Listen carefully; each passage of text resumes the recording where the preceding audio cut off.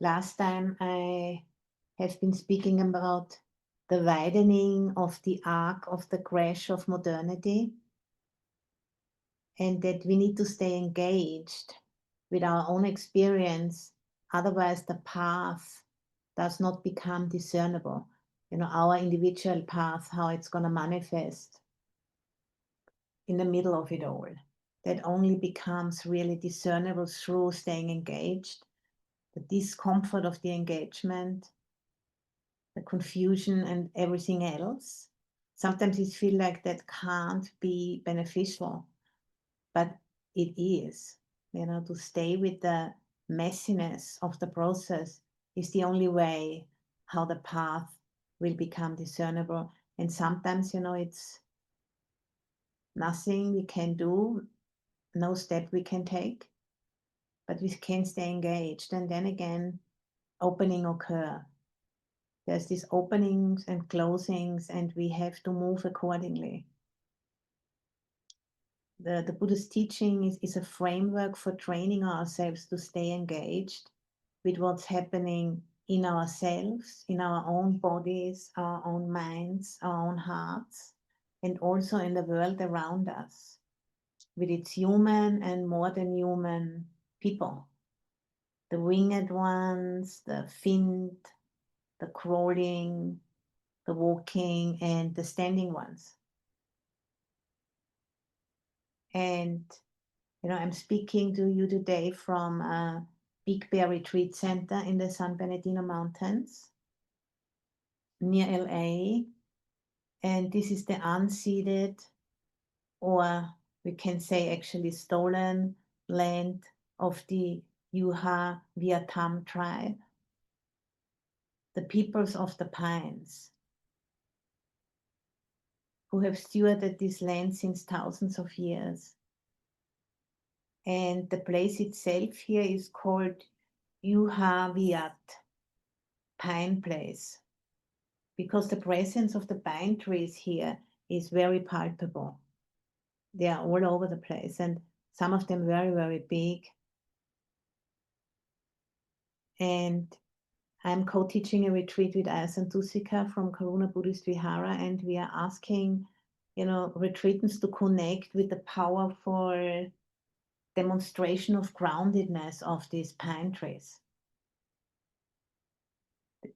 They stand together and support each other through a delicate web, which is not visible.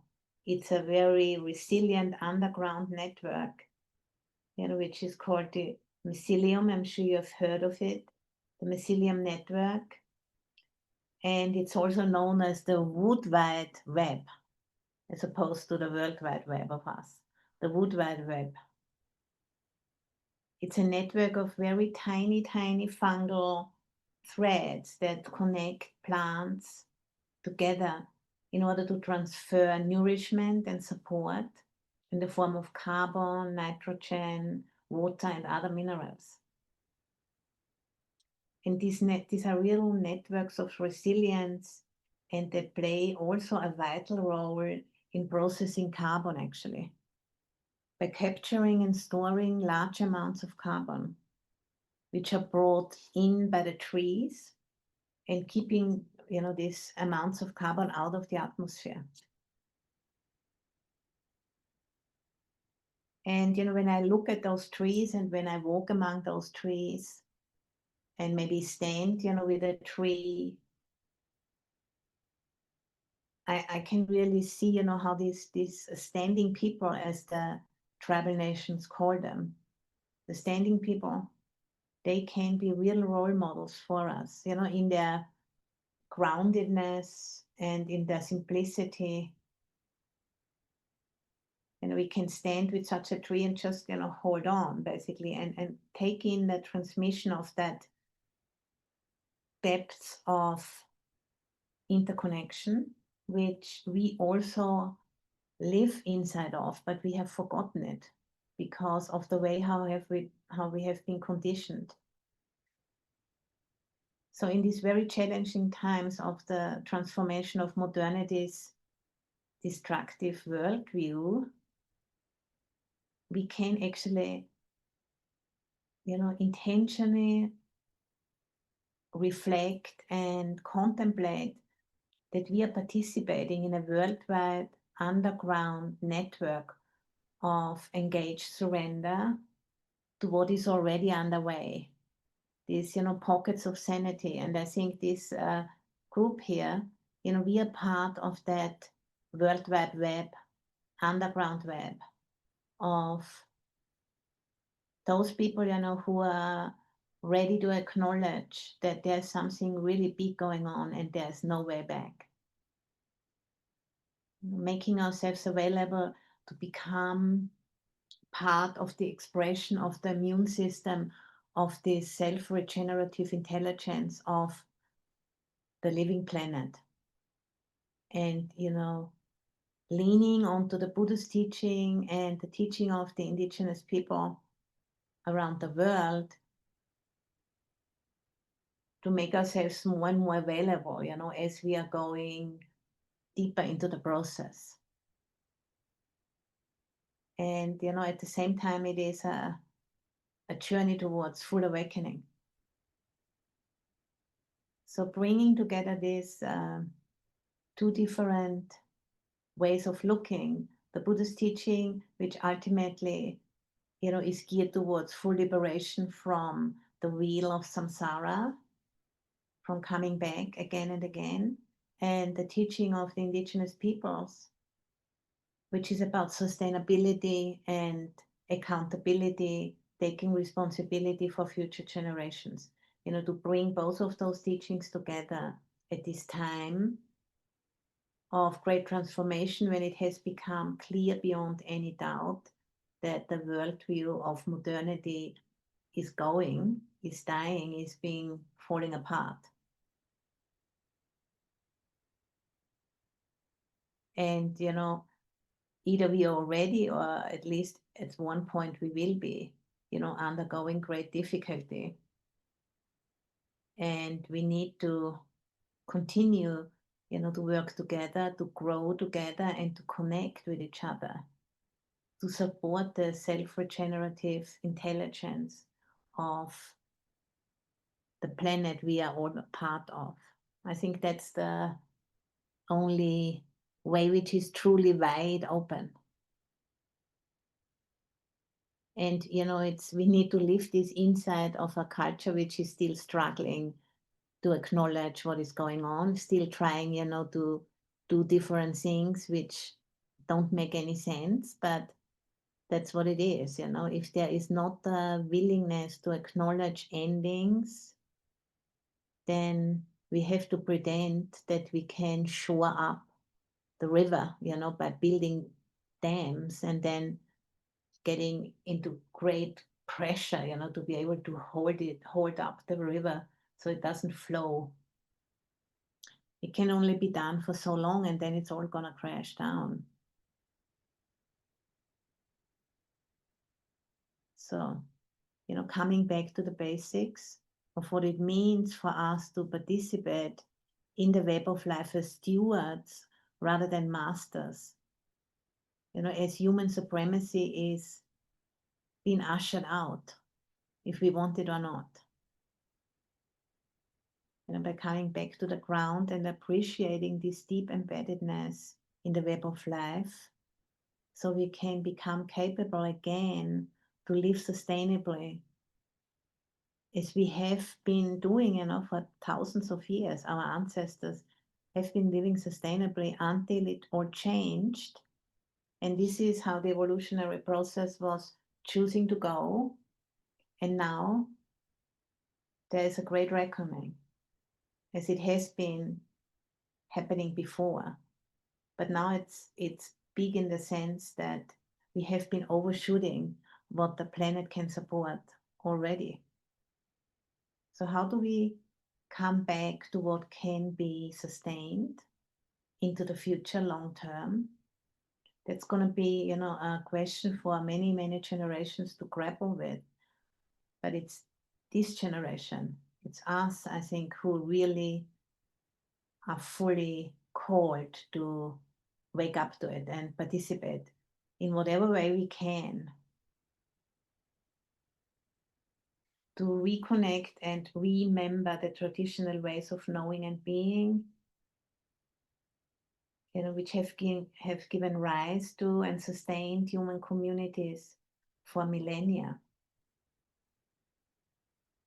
such as the ways, of the Yuha tribe from this land where I'm sitting on right now, the peoples of the pines. These communities, they have been well aware of their total dependence on the land and on the more than human beings who were sharing the land with them. So they were really aware, how connected they are to the land which they have emerged from.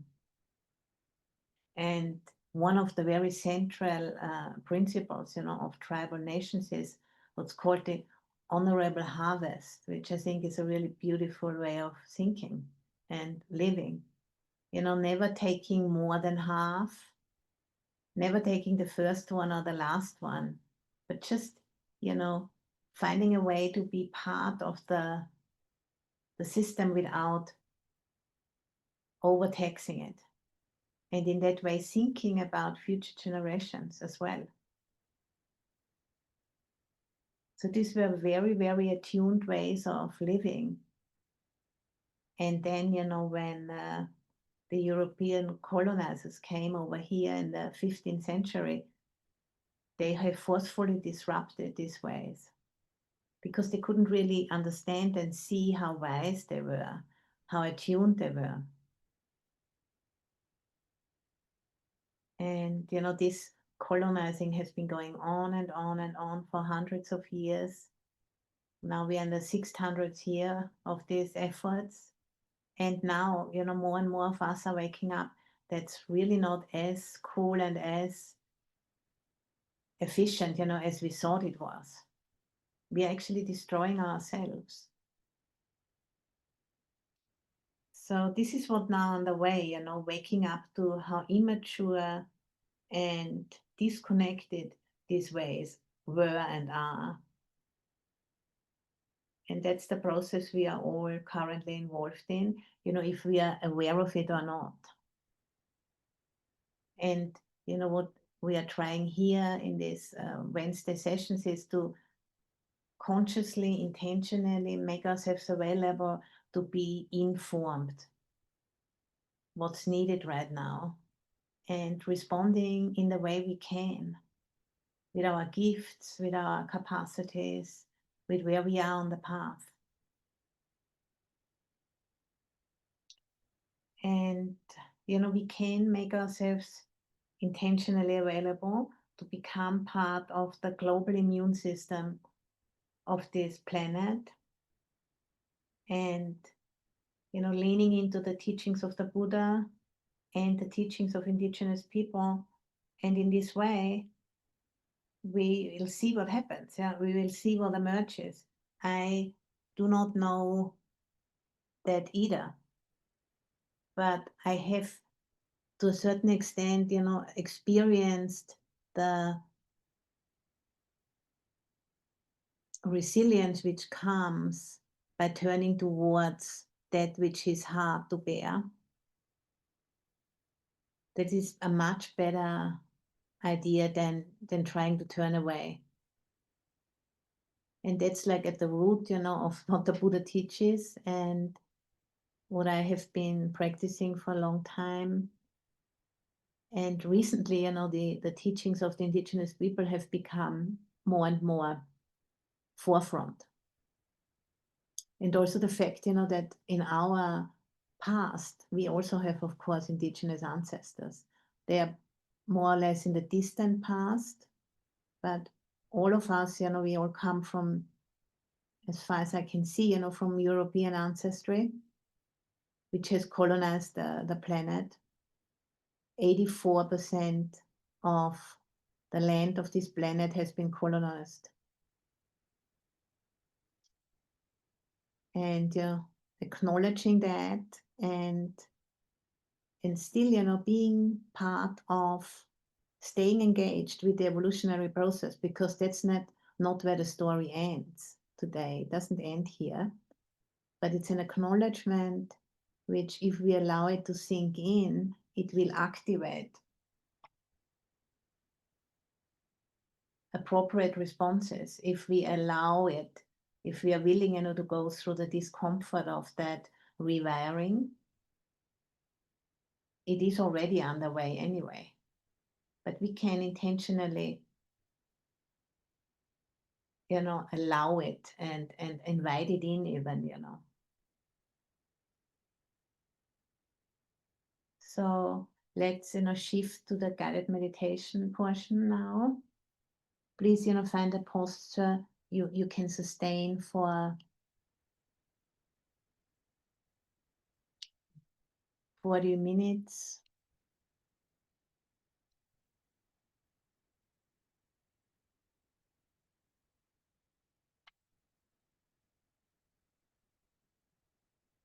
And being aware of the pocket of sanity, which has met again today, the earthworm group, and building sacred space, opening sacred space every Wednesday. And today, with the intention of restoring ancestral relationships.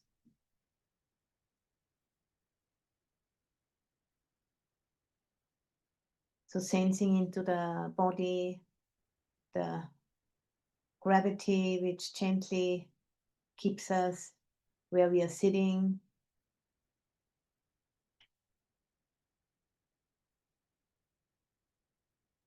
Everything which you have brought with you today, just checking in with yourself. How are you?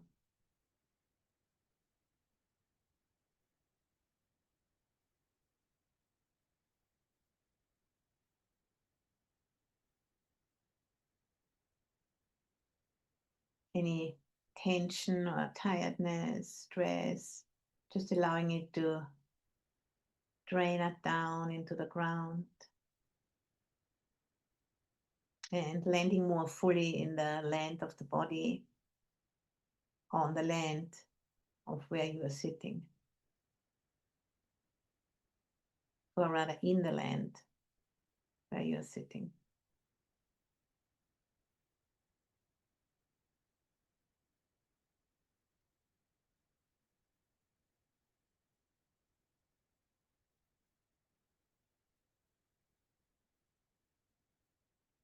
Feeling into your body, which is our ground. The body is the ground, having emerged from the land.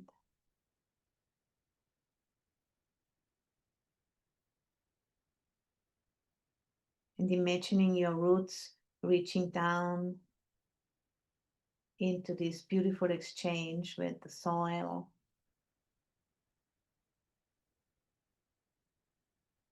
through eating, drinking, breathing. There's roots all over, but they're not really visible. That's one of the difficulties for us, to perceive that truth, because visually it isn't really available. That's why we need to train, to remember again and again.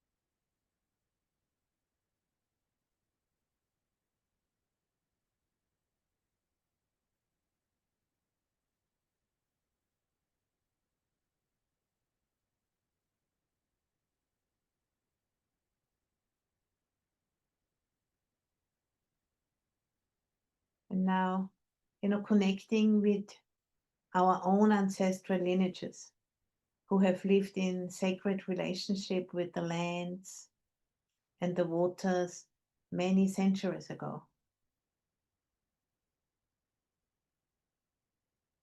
In medieval Europe, up to the medieval Europe. And then, it started to change.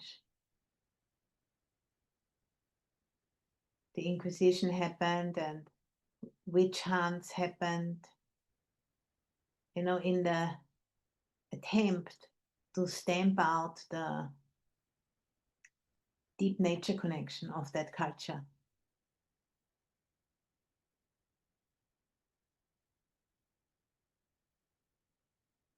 And a lot of trauma happened at that time. Torturing and all kinds of very intense efforts to suppress indigenous knowledge, to suppress the connection to the land, and bring in science and intellectual study and all of those new things which people of that time felt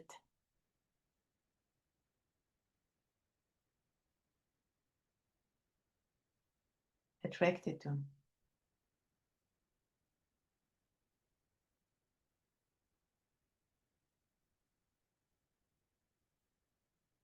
And then, those people, these traumatized people, they started to immigrate to other places on the globe, in particular here to Turtle Island. And later on also to other places in Asia, the spice trade, all of these different, the gold rush, all of these developments, of trying to take advantage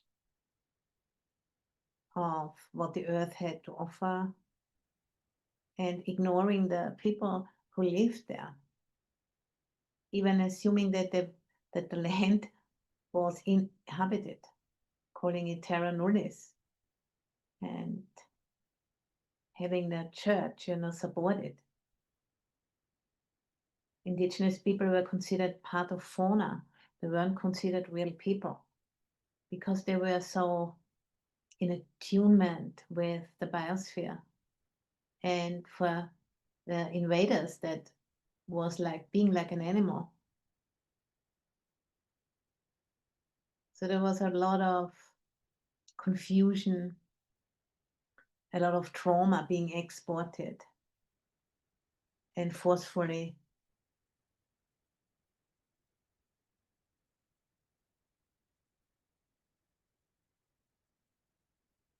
put onto the people, suppressed their ways of living and their ways of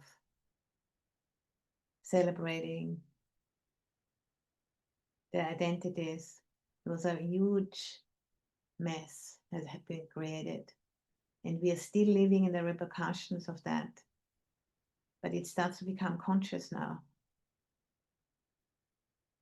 And, whenever something big, becomes conscious, what we first react with is confusion, disbelief, blankness. We just don't know what to do. And we can become aware of that.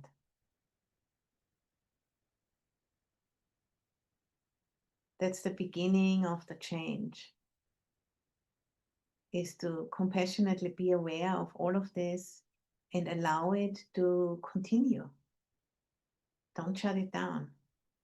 Allowing the confusion, allowing the fear of not knowing what to do. This is such a huge issue. It's like a whole paradigm which is crumbling. It's overwhelming, of course. How could it be otherwise? It's not something which can be repaired by thinking. It's beyond repair anyway. It needs to go and be replaced. It needs to be composted. And it has a lot of rich fertility and nourishment in it. Like an old mighty tree which crashes down. It nourishes many, many other trees with the materials which have been captured by that tree. There's nothing lost. But it's not going to be pretty for the individual.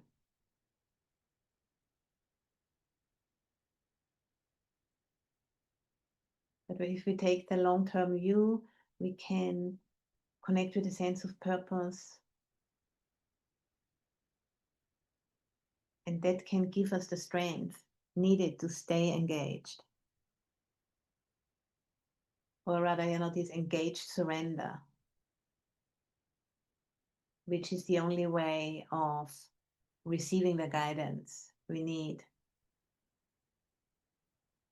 in order to stay moving.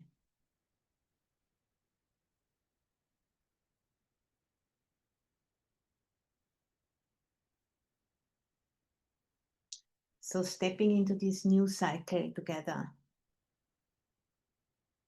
cycle of remembering who we are, this great return of ancestral memory.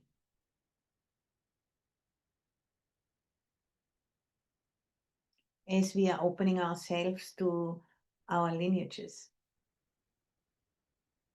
The lineages, of our European ancestry, and also the lineages of the lands we are each living on.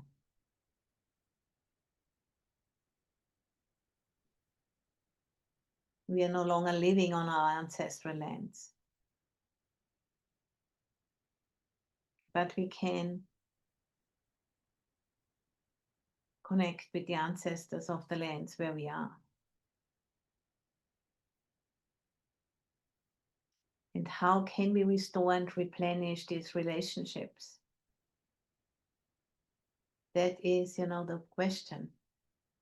And one thing for sure is, to acknowledge the need and to ask, to invite,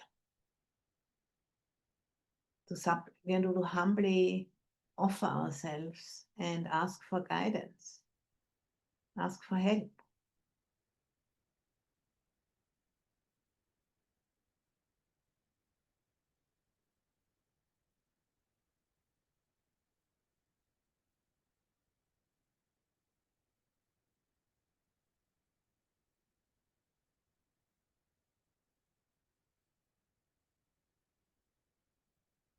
Hundreds of years of steamrolling and colonializing is in the past.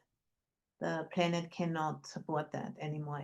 The limits have been met. And now it's a different way of living is asked for. A going deeper, a remembering. And the instructions are already coming.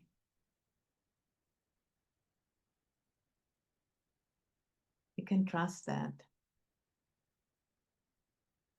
The guidance is available. We just need to attune to it. And we can do it. We have what we need to do it.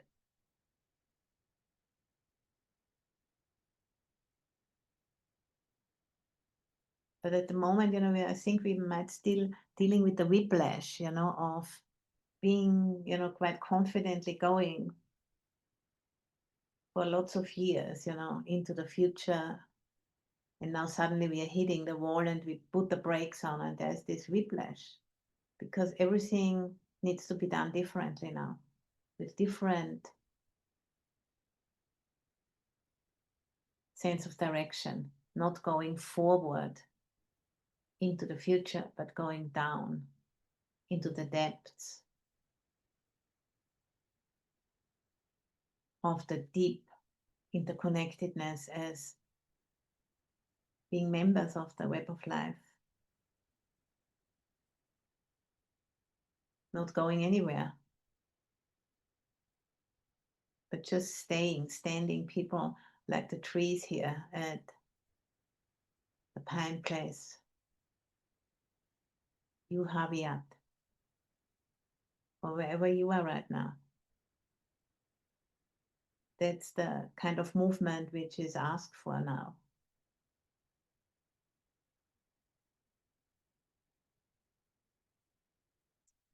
Remembering the trillions of organisms, the unfathomable depths of relationships we are already embedded in, always.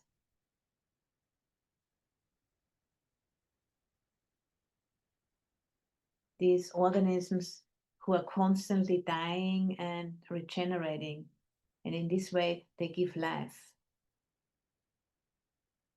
Dying and regenerating, dying and regenerating. That's what it is to be alive. That's how we grow.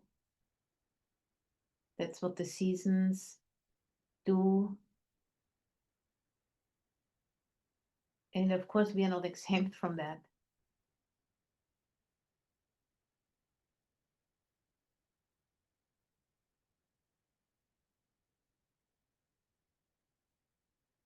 So feel into this complexity and the intelligence of our bodies who already know how to participate. These bodies are really sacred vessels. They are our connection to the bigger process of the planet.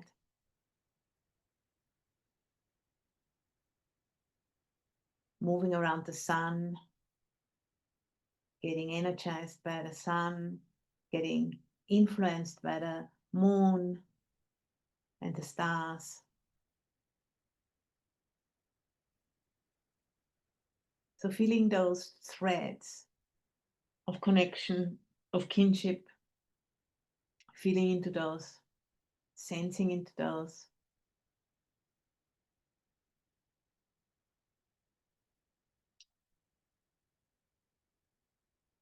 They keep us alive. And we are now just, putting on the brakes and taking it all in.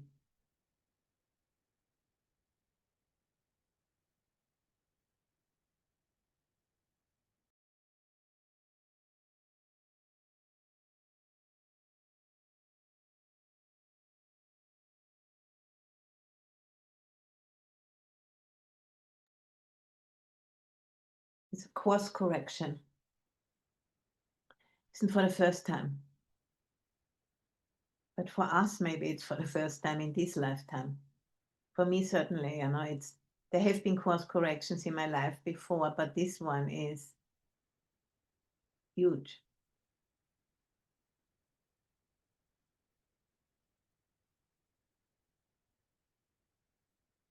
So how can we in our minds and our hearts feed those threads and replenish those connections and restoring those relationships? That's the question. The unnumbing, which had to happen in order to be in this stride, colonizing 84% of the land on the planet. The culture, we are all coming from. That had a price, of course.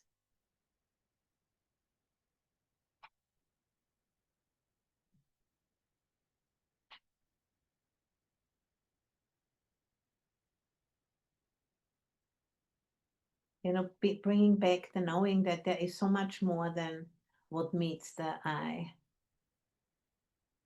the naked eye.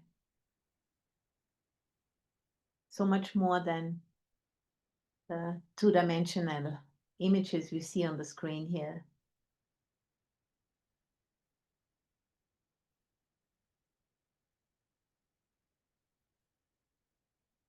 Sort of feeling in the multidimensionality and deep relationships with life. No need, to put any labels on it, but just waking up to that and sensing into it and trusting that this is enough.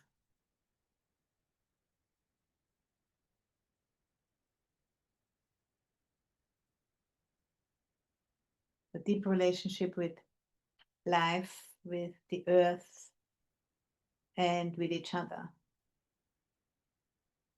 As we have somehow found the way to this pocket of sanity, and quite a few of you, including myself, you are returning every Wednesday, or most Wednesdays, because there's something in us which knows this is the work of this time.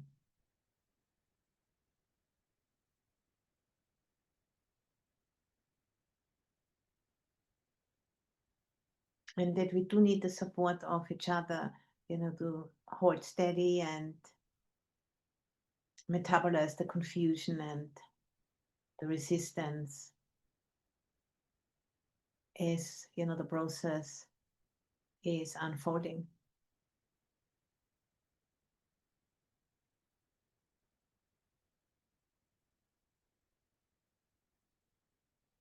This, ongoing cycle of giving and receiving, of dying to old ways and giving birth to ancient ways in a new expression. As we are struggling together to remember who we are, to put that together again, remember. And, remembering and listening together. And, by creating this sacred container, this sacred cauldron, to cook together in it and being opened in that way.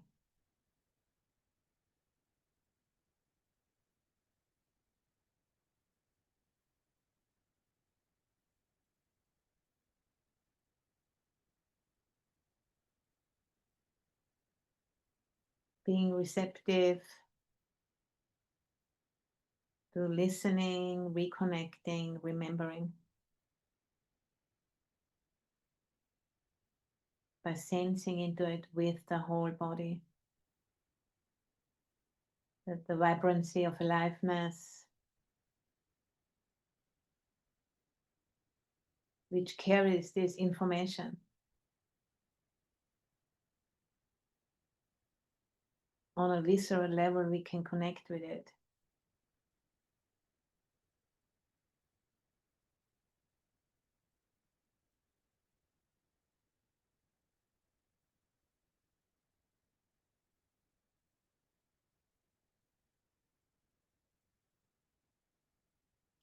In a way, that honors and respects ancient wisdom.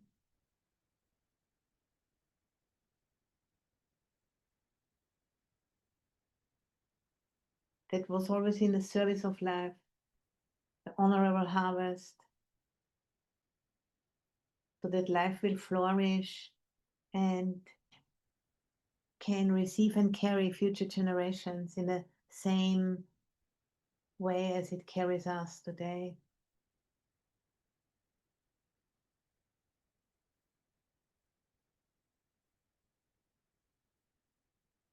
Not by romanticizing indigenous ways, not appropriating or consuming, but rather reconnecting and reviving our own ancestral inheritance. by developing the respect,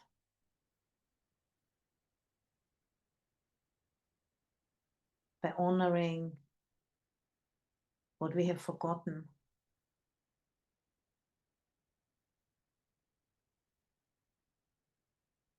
But it is not lost.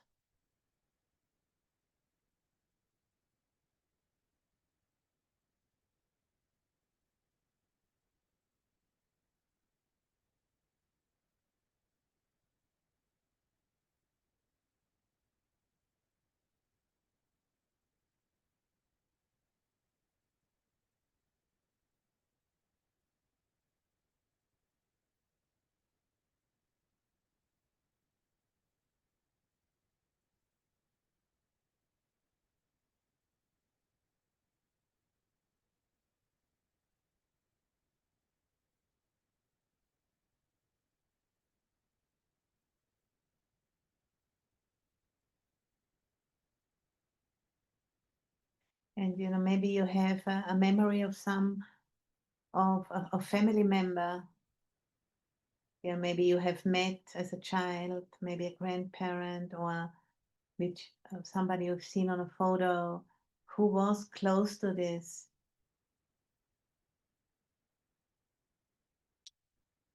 ancient wisdom, who has lived close to the land. Maybe you can remember someone in the family, or otherwise just allow an image to arise of an ancestor in your lineage who has lived that way, close to the land,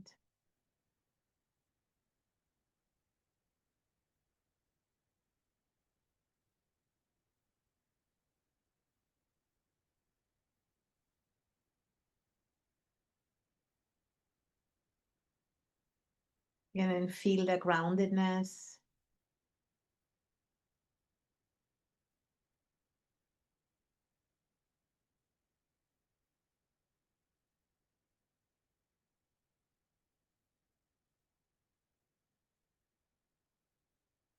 And how they, probably got hijacked into modernity, because that's what happened.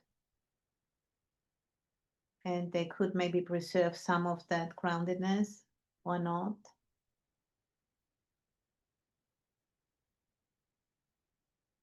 And just connecting with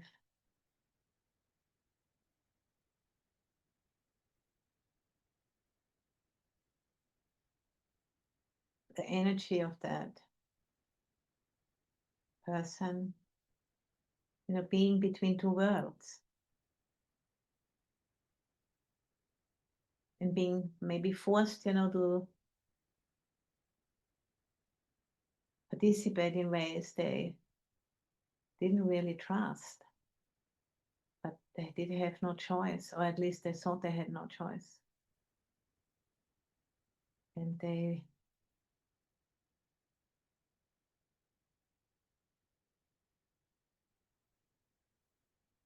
went along.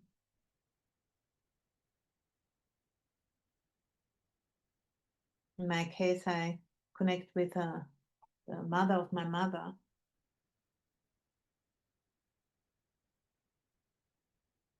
who was born in a small village in near the town I'm born. And then when she was a teenager, she went to Vienna and became a live-in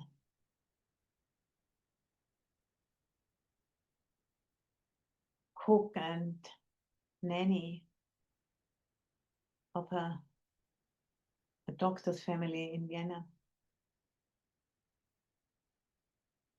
Made a huge stride from this little village at the foot of a mountain, very, very narrow valley,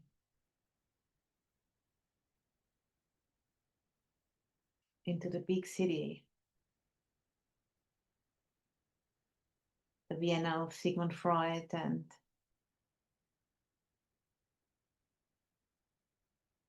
great cosmopolitan energy, very, very different.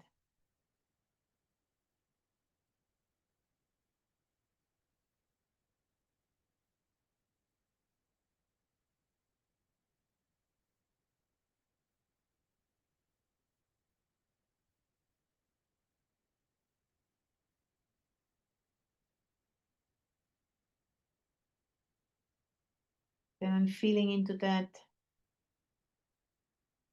stretch.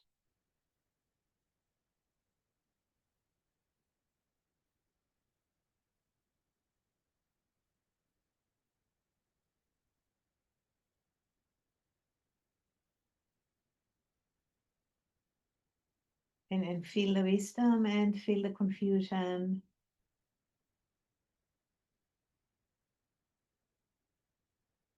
And how they care, from a place of strength and love.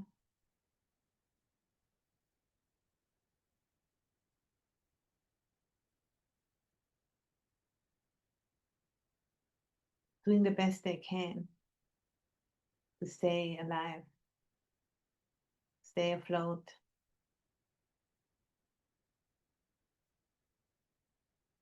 In a world which they can't control.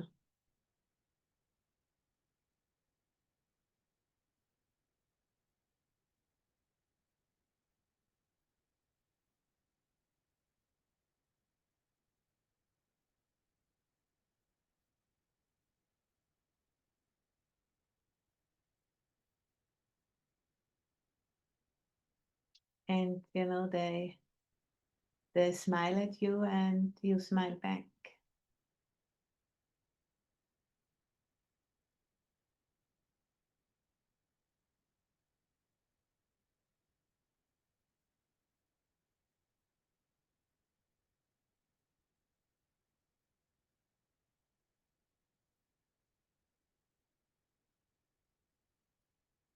This is your ancestor.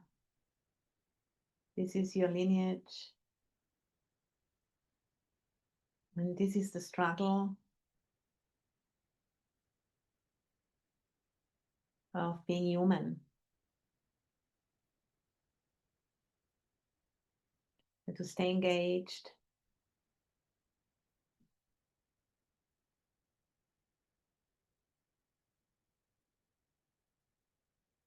And to continue to participate in the way you are equipped to.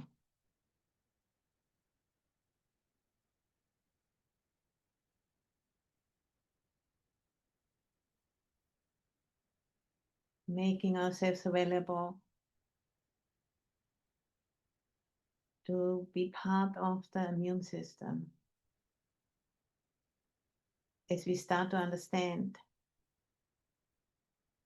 the repercussions of what has happened.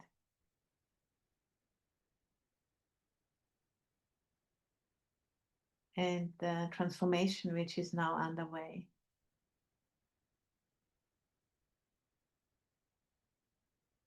The tragedy and the beauty of this. It's not about us, but we are part of something much bigger.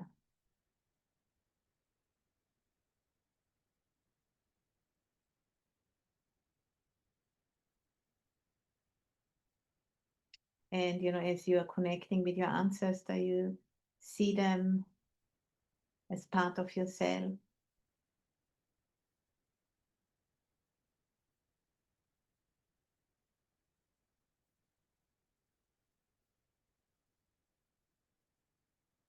And how we all do our best to stay engaged.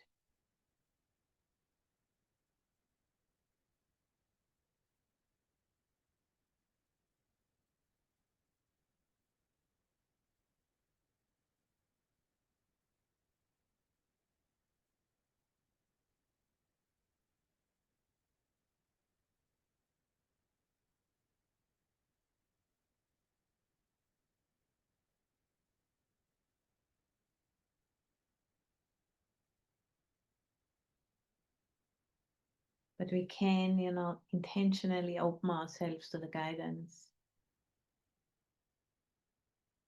and training ourselves to stay connected with our bodies as organs of listening.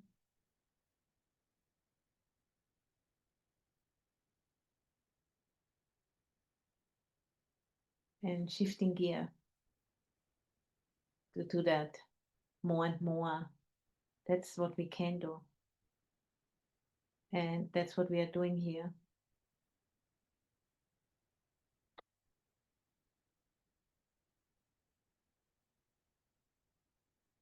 And as you're looking at your ancestor, they might, give you a gift or some kind of a symbol of what you need to stay strong, steady, and loving in this process.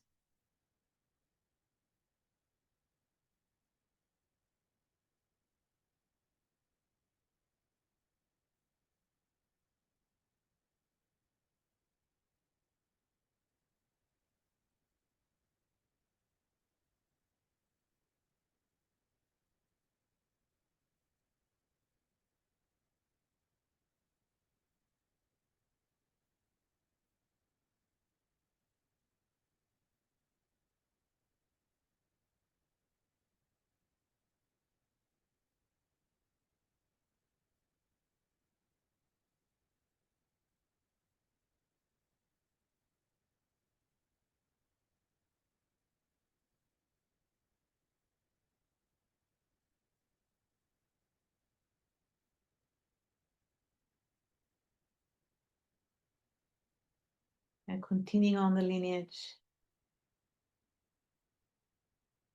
with our gifts.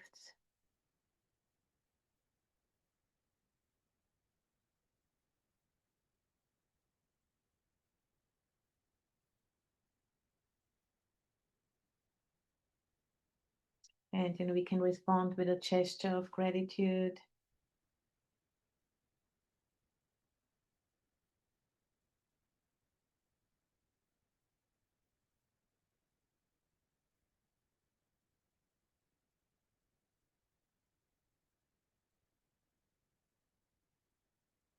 And those ancestors, they are here for us.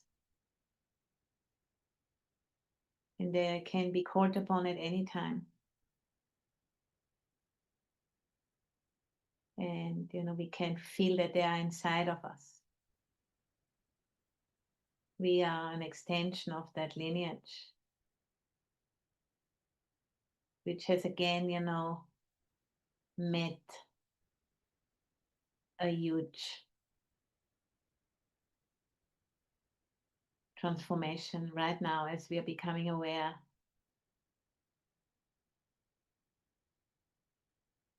of the changes which are needed. Even we don't know yet how to do it, but being aware and opening to that, that's the most important step. The rest will follow. It will emerge.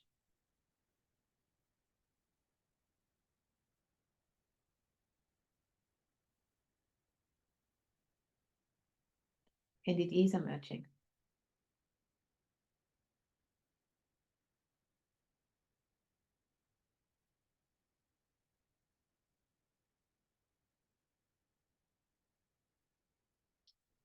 And, as we are slowly coming to an end of this session,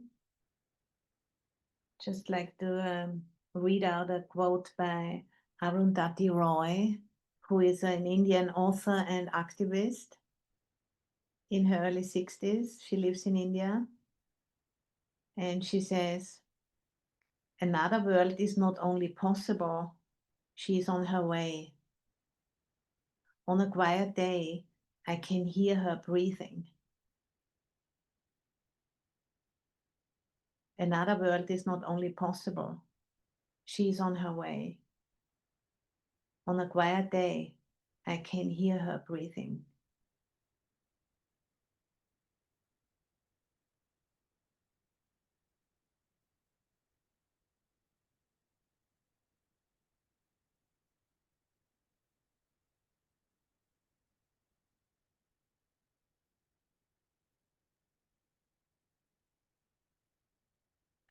Thank you for your practice, and then we can